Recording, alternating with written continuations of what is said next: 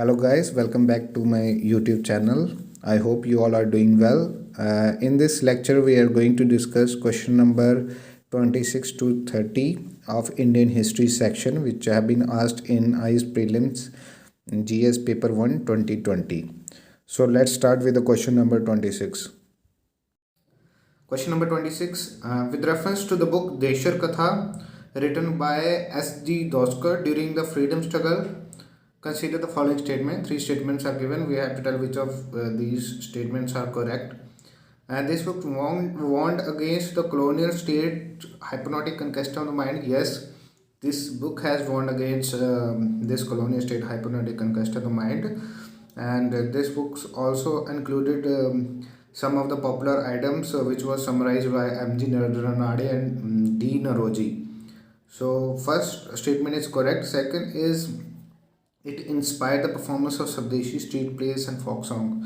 Yes, this book came in June 1904, and some of the phrases which were there in the book has inspired a lot to the people, and they ultimately took part in Swadeshi movement. So statement 2 is also right.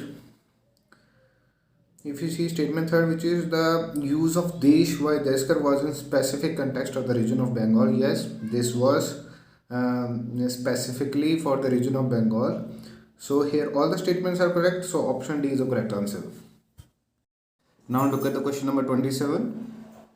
The Gandhi-Irwin Pact included which of the following? So four statements are given here. We have to tell which of these statements were included in Gandhi-Irwin Pact, which was signed between Mahatma Gandhi and Lord Irwin, who was the Viceroy of India at that time. And this pact was signed on 5th of March 1931, just before the second roundtable conference. So look at these statements. First is invitation to Congress to participate in the roundtable conference. Yes, this was included in and it was to participate in second roundtable conference.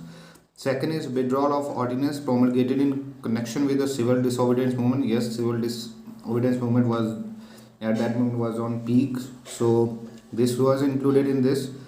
Third is acceptance of Gandhi's suggestion for inquiry into police success.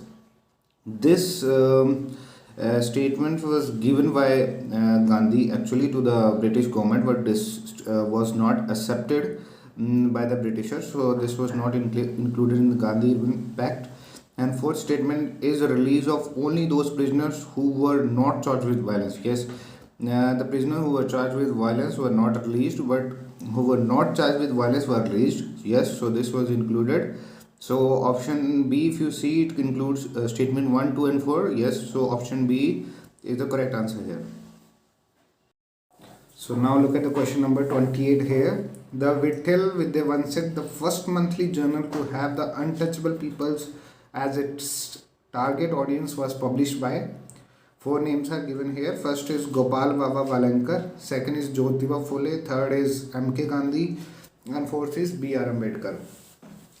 So if you see Vitthal Vidyavansak, it means destroy of Brahmical oppression in English, if you see.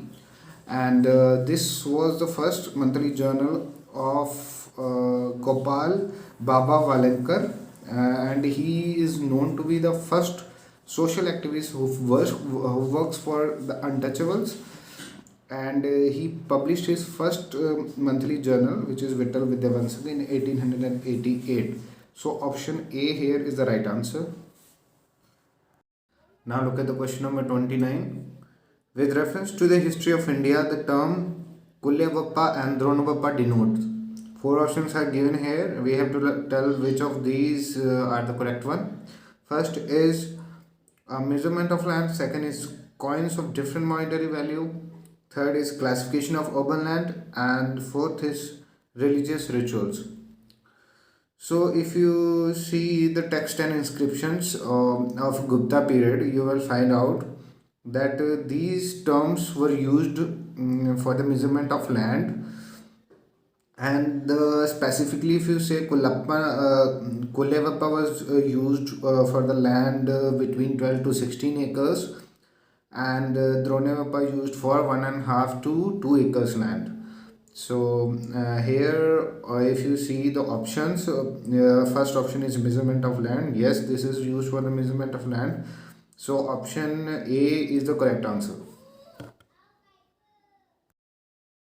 Look at the question number 30 here. Who among the following rulers advised his subjects through this inscription? In the question they have given inscription. Look at the first inscription here.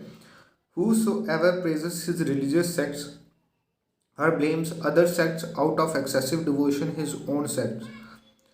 It means if somebody is following his religious sects and at the same time he is disrespecting other religious sects with a view of glorifying his own sects, he rather injures his own sects very severely.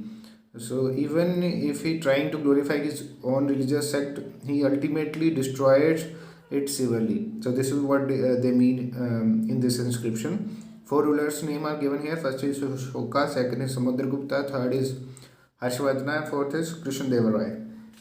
So this inscription was found in 12th rock edicts of Ashoka. So option A here is the correct answer.